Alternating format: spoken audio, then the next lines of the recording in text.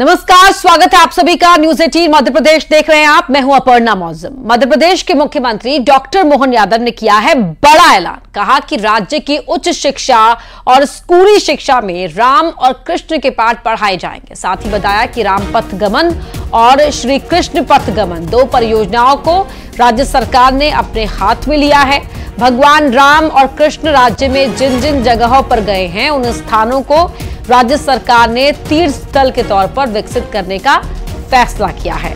Doctor Yadav ने आगामी योजना का जिक्र करते हुए कहा कि भगवान राम और कृष्ण की उपलब्धियों को उच्च शिक्षा और स्कूली शिक्षा के पाठ्यक्रम में भी शामिल करने वाले हैं, क्योंकि बच्चों और छात्रों को राम और कृष्ण की राह बताना जरूरी है। बीजेपी के घोषणा पत्र में भी कृष्ण और राम के जीवन को पाठ्यक्रम में शामिल करने की बात थी। अब सरकार गठन के बाद फैसला लेना शुरू कर दिया गया है।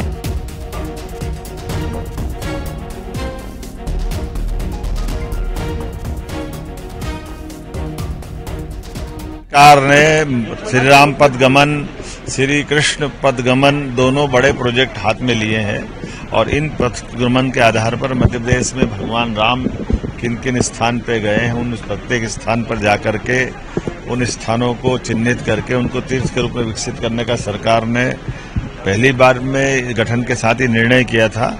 हमारे घोषणा पत्र में भी था। मुझे इस बात की प्रसन्नता कि हम इस पे काम कर रहे हैं। साथ ही साथ ये भगवान कृष्ण भगवान राम की जीवन की पाठ्यक्रम संबंधित जो भी उपलब्धियां हैं उसको भी हम पाठ्यक्रम में उच्च शिक्षा स्कूल शिक्षा में लेने वाले हैं। चर्चा करने के लिए मेरे साथ खास मेहमान जुड़ रहे हैं। बीजेपी के प्रवक्ता है मिलन भार्गव जी, टीवी स्क्रीन पर आपको दिखाई दे रहे होंगे। दो और मेहमान भी जुड़ेंगे थोड़ी देर में, उम्मीद कर रही हूं मैं। मिलन जी, सबसे पहले तो आपसे मैं चाहूंगी कि आप जरा ये क्लियर करें कि इसकी जरूरत क्यों पड़ी है इस फैसले को लेने की। देखिए अपर्णा जी, ये भारत की शिक्षा पद्धति है जिसमें सनातन काल से धार्मिक पढ़ाई को जोड़कर जिस तरीके से वैज्ञानिक और आधुनिक शिक्षा को लेकर पढ़ाया जाता रहा, लेकिन दुर्भाग्य के आजादी से लेकर अब तक जिस प्रकार से कांग्रेस की सरकारों ने मैकाले की शिक्षा पद्धति को लागू करने के लिए भारत की परंपरा, भारतीय संस्कृति को नीचा दिखाने के लिए भरसक प्रयास किया। इन्होंने अकबर को महान बताया, औरंगजेब को महान बताया, लेकिन क्या कारण है स्वामी विवेकानंद के विचारों को नहीं लिया। शहीद भगत सिंह को आतंकवादी तक करार दे दिया गया सिलेबस में। तो ये कहीं ना कहीं हमारी शिक्षा पद्धति के साथ खिलवाड़ करके भारतीय नौजवानों के साथ, भारत के भविष्य के साथ जो गुलामी की बेड़ियां थी वो कहीं ना कहीं शिक्षा में भी अभी तक बेड़ियों के रूप में थी, जिसको समय समय पर हमारी सरकारें सुधार कर रही हैं और भारतीय शिक्षा पद्धति के अनुकूल बनाकर जो भविष्य का भारत गढ़ना है, जो विकसित राष्ट्र की संकल्पना प्रधानमंत्री नरेंद्र मोदी जी ने की है, उस संकल्पना को साकार करने में मददगार होगा और भविष्य को सुनिश्चित करने वाला होगा। उसीलिए चूंकि प्रभु श्री राम और प्रभु श्री कृष्ण का जीवन चित्रण उन्होंने, क्योंकि भगवान होकर भी मानव योनि में जन्म लेकर मानवता को सिखाने का जो संदेश दिया, सत्य और अहिंसा की लड़ाई कर और असत्य पर विजय पाकर सत्य को स्थापित करने की दिशा में जो काम किया और कहीं ना कहीं अन्याय से लड़ाई लड़के न्याय दिलाने की जो प्रक्रिया उन्होंने की अपने जीवन को जीकर, तो वो कहीं ना कहीं हमारी पीढ़ी को पढ़ाने की आवश्यकता भी है, जिसको पाठ्यक्रम में शामिल कर कहीं ना कहीं स्थापित किया जाएगा। नहीं, वन गमन पथ जहां जहां से प्रभु राम गुजरे हों या श्री कृष्ण गुजरे हों, वहां उन जगहों का इतिहास आज की पीढ़ी को बताने के लिए या उन जगहों को संजोने के लिए उन योजनाओं पर काम तो जरूरी है, लेकिन सवाल तो उठेंगे ना कि क्या सिलेबस में प्रभु राम या श्री कृष्ण जीवन दर्शन को शामिल करने से आप धार्मिक रंग चढ़ाने की कोशिश नहीं कर रहे हैं?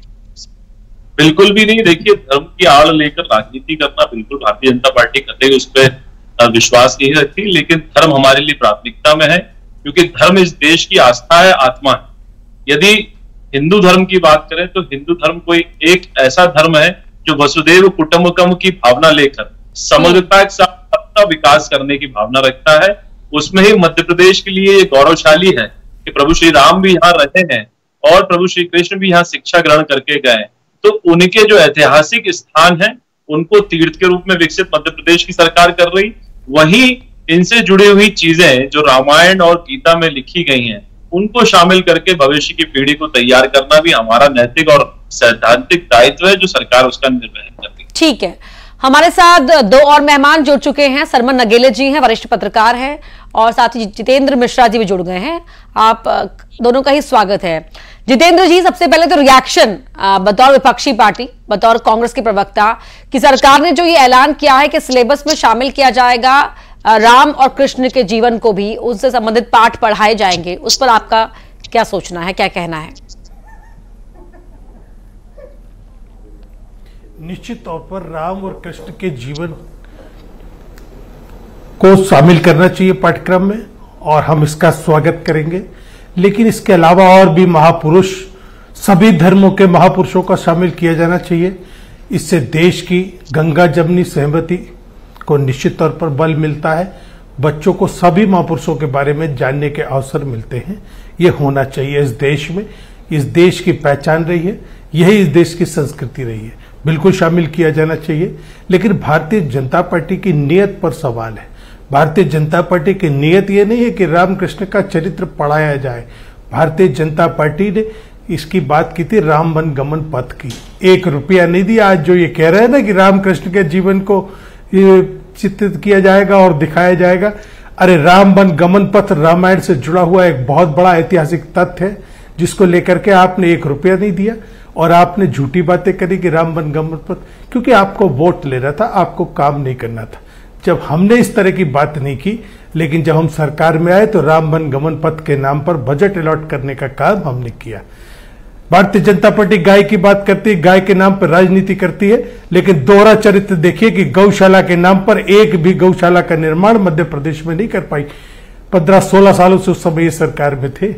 हमने गौशाला का निर्माण किया और 1000 गौशालाएं मध्य प्रदेश में बना करके ये बता दिया कि गाय को पूजने वाले भारतीय जनता पार्टी के लोग नहीं है, गाय को पूजने वाला पूरा का पूरा मध्य प्रदेश है। ठीक है, वजह से आपने देखा मध्य प्रदेश में गौशालाओं का निर्माण हुआ। निश्चित तौर पर भारतीय जनता पार्टी महापुरुषों की बात करती है, लेकिन महापुरुषों पर, आदर्शों पर चलने का काम नहीं करती है। ये इनकी अपनी जीवन शैली से दिखता है। इसके अलावा मैं अपनी बात को खत्म करूंगा सिर्फ इतना कह के कि रामकृष्ण के चरित्र को पढ़ाया जाना चाहिए। लेकिन आज जिस तरीके से लोकतंत्र में शिक्षा के मंदिरों को बेच के रख दिया, शिक्षा के मंदिरों में दलालों को बैठा दिया आपने, और शिक्षा के लिए भारत के भविष्य के निर्माण को चौपट करने का काम किया है। जब जब आप सरकार में बैठे, जब जब शिक्षा के मंदिरों का सत्यानाश कर दिया आपने, ठीक है, आपने दलालों की भेंट में दिया, चाहे पटवारी भर्ती घोटाला, चाहे व्यापम हो, चाहे नर्सिंग हो, और आज तो नीट का भी आपके राउंड भी आएगा, उसके लिए ये भारतीय जनता पार्टी का चरित्र है। सरमन नगेले जी, आपसे सर एक कमेंट इस पर। राम और कृष्ण का जीवन पढ़ाया जाएगा सिलेबस में, हायर स्टडीज में, लेकिन यहाँ पर जो कांग्रेस की तरफ से ये मांग उठती है, या कल को कोई भी सामने आ सकता है कि सिर्फ हिंदू धर्म के देवी देवता ही क्यों, बाकी धर्म के लोग भी तो रहते हैं ना इस देश प्रदेश में, और क्या जरूरी है क्या पढ़ाना? कांग्रेस की तरफ से ये मांग नहीं उठी। नहीं, कांग्रेस, अरे आपने कहा ना कि बाकी धर्म महापुरुषों के नाम भी होने चाहिए, आपने कहा कि नहीं कहा? हाँ, बिल्कुल बिल्कुल बिल्कुल। तो बाकी महापुरुषों से मतलब क्या है आपका, कि सिर्फ हिंदू ही महापुरुष है, बाकी धर्मों के भी महापुरुष? नहीं, बाकी सभी धर्मों के महापुरुषों को शामिल किया। सर्वधर्म संभाव की बात, मैंने भी यही सवाल किया था सर, सवाल मेरा भी यही था। सरमन नगेले जी, तो बात यहां पर सिर्फ यही है कि क्या सिर्फ एक ऑरेंज कवर सिलेबस की बुक्स पे चढ़ाने की कोशिश हो रही है क्या, या सरकार जो कह रही है कि हमने कहा था वही हम कर रहे हैं?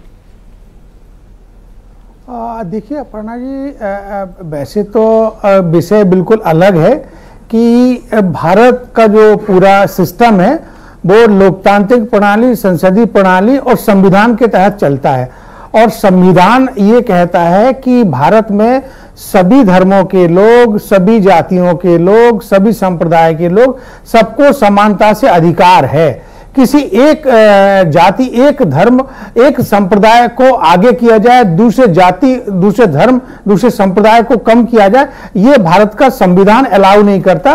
और जब देश का प्रधानमंत्री, प्रदेश का मुख्यमंत्री जब शपथ लेता है तो संविधान की शपथ लेता है। एक दूसरा मेरा ये कहना है कि देखिए, ये बात सही है कि जो आने वाली पीढ़ी है, जो भविष्य के जो निर्माता है, कर्णधार हैं, उनको अपनी इतिहास, उनको अपनी परंपरा, उनको अपने जो भारत या दूसरे देशों में देवी देवता रहे हैं उनके बारे में उनको जानकारी हो। इसके संदर्भ में मैं देखिए एक आपको रेफरेंस देना चाहूंगा कि यूनाइटेड किंगडम यानी कि जो ब्रिटिश पार्लियामेंट या जो ब्रिटिश के लोग हैं, वहां पर एक कंजर्वेटिव पार्टी है और दूसरे लोग भी हैं, लेबर पार्टी भी है, लेकिन वहां पर जो उनकी पुरानी परंपराएं हैं, जो पुरानी वहां की इमारतें हैं, जो पुराने उनके संस्कार हैं, जो पुराने उनके सिस्टम है, उसको वहां पर वो लोग प्रिजर्व करते हैं, उसको संरक्षित करते हैं और उसको भूलते नहीं है।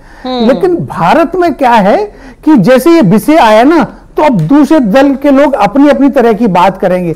लेकिन मेरा बस फिर ये कहना है कि ये सभी धर्मों, सभी संप्रदाय, सभी जातियों के साथ में एक समान व्यवहार हो तो ज्यादा अच्छा रहेगा। लेकिन मध्य प्रदेश के मुख्यमंत्री डॉक्टर मोहन यादव, भारतीय जनता पार्टी, संगठन, संघ और माननीय नरेंद्र मोदी जी के जो लक्ष्य, जो उनके एजेंडे हैं, उनको अक्षरशः पालन करने का प्रयास कर रहे हैं। उसी कड़ी में ये सिलेबस की बात आई, उसी कड़ी में रामपथ गमन की बात आई, उसी कड़ी में जो ध्वनि विस्तारक यंत्र पर जो कंट्रोल करने की बात आई, उसी कड़ी में जो मांस, मदिरा, मछली की जो ओपन बिक्री होती थी उस पर बैन लगाने की बात आई, और उसी कड़ी में जो मध्य प्रदेश में जो बाकी जो एक अपना जो संघ का और माननीय मोदी जी का एजेंडा पूरा करना चाहते हैं वो लगातार कर रहे हैं, और उसमें कहीं कोई उनको दिक्कत नहीं है। अब चूंकि मध्य प्रदेश में उनके पास पूर्ण बहुमत है, हालांकि सेंटर में बहुमत नहीं है। सेंटर में जो है ना वो त्रिशंकु पार्लियामेंट आई है, हंग पार्लियामेंट आई है, तो उसके आधार पर वहां पर सरकार गठबंधन की चल रही है। लेकिन अब मध्य प्रदेश में उनके पास बहुमत है, तो ऐसा करने के लिए वो पूरी तरीके से अधिकृत हैं। बस बशर्त ये है कि थोड़ा संविधान के तहत भी, संविधान के दायरे में भी रह के वो ऐसी बात करें, और यदि लगता है कि भाई कोई किसी दल की तरफ से आपत्ति आती है तो मध्य प्रदेश विधानसभा का 1 जुलाई से सत्र आने वाला है, वो उसमें विधानसभा के अंदर अशासकीय संकल्प लेकर आकर, शासकीय संकल्प लेकर आकर उस पर चर्चा करा ले, बिल लेकर चर्चा करा ले, शासकीय बिल लेकर, और जब सभी दलों के विधायक, सभी पक्षों की बात आ जाए उसको वो लागू करें। जी ठीक है। मिलन भार्गव जी, तो ठीक है, कांग्रेस भी कह रही है कि हमें कोई आपत्ति नहीं है, पढ़ाना चाहिए कृष्ण को, राम को, लेकिन बच्चों को पढ़ाया जाए जरूरी है ताकि जो बच्चे हैं, जो भविष्य है कल का, वो जाने। लेकिन साथ ही एक बड़ी बात जो बच्चों को लेकर कही जाती है, मनोवैज्ञानिक भी इस बात को कहते हैं कि बच्चे पढ़ाने से ज्यादा आचरण से सीखते हैं, वो आचरण में भी नजर आना चाहिए ना। वर्णा जी, जिन बातों का जिक्र अभी आदरणीय हमारे प्रवक्ता साथी कर रहे हैं, वो मान रहे हैं कि होना चाहिए, लेकिन किंतु परंतु शब्द जोड़कर वो अपना एक सहजता से विरोध भी दर्ज कर रहे हैं कि ये नहीं होना चाहिए, क्योंकि उनको मालूम है कि आज बहुसंख्यक समाज की चीजों का विरोध करना राजनीतिक हश्र जो उनका हो रहा है वो उस कारण से ही हो रहा। आज कांग्रेस पार्टी दुर्गति से गुजर रही, उसी कारण गुजर रही क्योंकि इन्होंने राम को काल्पनिक कहा, इन्होंने भगवान राम के अस्तित्व पर सवाल उठाए। जब भगवान राम का मंदिर बन गया, उसकी प्राण प्रतिष्ठा के लिए आमंत्रण जाता तो सोनिया जी, राहुल जी ठुकरा देते, पूरी कांग्रेस ठुकरा देती है। आज भी कांग्रेस पार्टी राम को नहीं मानती है, इसको सह स्वीकार कांग्रेस पार्टी कर ले तो जितना अच्छा है, क्योंकि आज ये चुनाव में वोट हथियाने के लिए चोला तोड़ लेते हैं, जनेऊ भी पहन लेते हैं। लेकिन आज अंतर्राष्ट्रीय योग दिवस है, पूरी दुनिया योग को, भारतीय परंपरा को मानकर, योग को अंतर्राष्ट्रीय दिवस मानकर उसमें सहभागिता कर रही है, लेकिन कांग्रेस पार्टी को इसमें भी आपत्ति रही है। आप देखिए, किसी कांग्रेस के नेता ने आज योग दिवस पर योग किया हो या अंतर्राष्ट्रीय योग दिवस को मनाने की शुभकामनाएं भी प्रेषित की हो, ये दुर्भाग्य है, क्योंकि इन्होंने भारतीय संस्कृति से जो इनके चिढ़ है, जो हिंदुत्व से चिढ़ है, वो सार्वजनिक है, इसमें कोई दो राय नहीं। अभी गाय को लेकर बड़ी बड़ी बात कर रहे थे, अरे आपकी सरकार जैसी ही आती है, आप क्रूरता से जो पशुओं की हत्या करते हैं, गौ हत्या करते हैं, उनको संरक्षण देने का काम करते हैं। कभी किसी गौ हत्यारे के खिलाफ किसी कांग्रेसी ने बोला हो तो बताइए, आप गौ पर राजनीति कर रहे हैं। अरे आपका इतिहास पुराना है, जब जब इस संस्कृति और परंपराओं को आगे बढ़ाने की बात आई है, आपने हमेशा प्रश्न चिन्ह खड़ा करा है। इनसे इतना पूछ लीजिए अपर्णा जी कि अकबर, औरंगजेब, टीपू सुल्तान ने इस देश में कौन से महान काम किए थे जो आपने सिलेबस में बच्चों को पढ़ाया, हमको आपको पढ़ाया, आखिर क्यों पढ़ाया? पूछ तो लीजिए। ये आक्रांता थे, हम सब जानते हैं। इन्होंने देश को लूटा है, इन्होंने देश के साथ क्या क्या किया, हिंदुओं के साथ अस्मत लूटी इनके आक्रांताओं। इनसे पूछ लीजिए बाबर आक्रांता है कि नहीं। ये तो बाबर को पूजने वाले लोग हैं, लेकिन देश का बच्चा बच्चा जानता है बाबर आक्रांता था। उसने बहू बेटियों की इज्जत लूटी, हिंदू मंदिरों को तोड़ा, धर्मांतरण किया, ये सार्वजनिक है। लेकिन आखिर क्या कारण है कि इन्होंने आक्रांताओं के स्मारक भी बनाए, उनके महिमा मंडन में आपने पाठ्यक्रम नहीं, लेकिन सवाल तो जितेंद्र मिश्रा जी की तरफ से भी आया था, भार्गव जी, कि सवाल तो ये भी आया था कि वनगमन पथ की बात आपने कही, आपकी सरकार ने कही, लेकिन फंड के नाम पर कुछ भी अलॉट नहीं किया गया। देखिए, हम फंड अलॉट नहीं करेंगे, बनाएंगे ही हम। इनसे आप कभी कल्पना मत करिए ये बनाएंगे। जिसने राम मंदिर को बनाने की प्रतिष्ठा की, कल्पना की और उसको साकार रूप दिया, तो राम पथ गमन भी बनेगा, श्री कृष्ण पथ गमन भी बनेगा। जो सरकार जिस प्रकार से संवेदनशीलता दिखाती आई है वही उस पर काम होगा। आप इनसे प्रश्न करिए कि इनको तकलीफ क्या है हिंदुओं से। ठीक है, सुना हमने कि जितेंद्र मिश्रा जी वो कह रहे हैं कि देखिए, बहुत पहले देश जब आजाद हुआ उसके बाद जब से ही इन तमाम चीजों की पढ़ाई होनी चाहिए थी, नहीं हुई, क्योंकि आप लोग बाबर औरंगजेब पढ़ाने में ही व्यस्त रहे। आपकी सरकार सिर्फ एक वर्ग को ही खुश करने में लगी रही। अपर्णा जी, मैंने आपको राम वनगमन पथ का उदाहरण दिया। 1 रुपया नहीं दिया इन्होंने, 1 रुपया उस ट्रस्ट में नहीं डाला। ये क्या राम वनगमन पथ बनाने की बात करते? अपर्णा जी, आपने बहुत अच्छी बात कही कि चरित्र भी दिखना चाहिए, चरित्र से भी संदेश जाता है। आज अयोध्या में क्या हुआ? अयोध्या वासियों ने आपको क्यों नकार दिया? आज नासिक में जहां की श्री राम का बहुत समय बीता, वहां के लोगों ने आपको नकार दिया। वो जिस मथुरा की बात करते हो, वो मथुरा ने आपको नकार दिया। वो काशी की बात आप करते हो, उस काशी में आपके प्रधानमंत्री वो मुश्किल तीन बार हारने के बाद, 3 राउंड पीछे चलने के बाद आप जीते हैं। वो मुश्किल, ये आपका चरित्र, इस देश की जनता ने आपका चरित्र देखा। मिलन जी सुनिए, आप इसलिए दोहरा चरित्र है कि सुनिए तो, मैंने बड़ी सम्मान से सुना है, मेरी बात को तो सुनिए। अपर्णा जी, इनको रोकिए कम से कम। जितेंद्र, ठीक है, मेरा ये कहना है भार्गव जी एक मिनट, आपने तमाम सीट गिनवाई कि जहां जहां पर जनता ने नकार दिया वो गिनवा रहे, जहां जहां उनको जनता ने एक्सेप्ट किया। कल को अगर वो ये बोलेंगे कि जो मुस्लिम बहुल सीटें थी वहां पर आपके प्रत्याशी कैसे जीत गए, तो क्या कहेंगे आप? क्या आप मुसलमानों के जननायक हो गए हैं क्या जो जीत गए? मैं आपको बता रहा हूं, मैं वही आ रहा था अपर्णा जी। आपने जो चरित्र की बात की है कि जो आप चरित्र सबका चरित्र ना जितेंद्र जी। अयोध्या की जनता ने इनको देखा, अयोध्या ने इनकी जनता को देखा है कि इन्होंने रामशिला के नाम पे, अपर्णा जी पादुका पूजन के नाम पे, जमीनों के घोटाले के नाम पर कितना पैसा कमाया है राम मंदिर के नाम पे। इसलिए इनको वोट नहीं मिला, क्योंकि इनका चरित्र अलग है, इनकी बात अलग है। अयोध्या की चिंता यूपी को करने देते हैं जितेंद्र जी। देश में जिन्होंने अस्मत लूटी, ये गोवा में कहते हैं कि गौमांस उपलब्ध कराएंगे और मध्य प्रदेश में गौमांस पर कार्रवाई करते हैं। जितेंद्र जी, पहले स्पष्ट तो बताइए। ये इनका ओरिजिनल चरित्र है, ये इनका चरित्र है। इस वजह से इनको जनता ने देश की नकार दिया। इन्होंने राम वनगमन पथ के ना, इन्होंने राम मंदिर के भक्तों पर गोली चलवाने वाले को ट्रस्ट का सचिव बना दिया गया।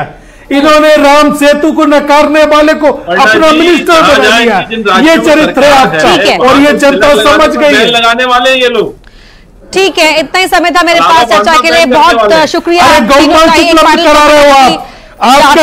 सर से, लेकिन समय इजाजत नहीं दे रहा है। बहुत धन्यवाद आप तीनों का इस चर्चा में शामिल होने के लिए। और फिलहाल यहाँ रुक रहे एक छोटे से ब्रेक के लिए।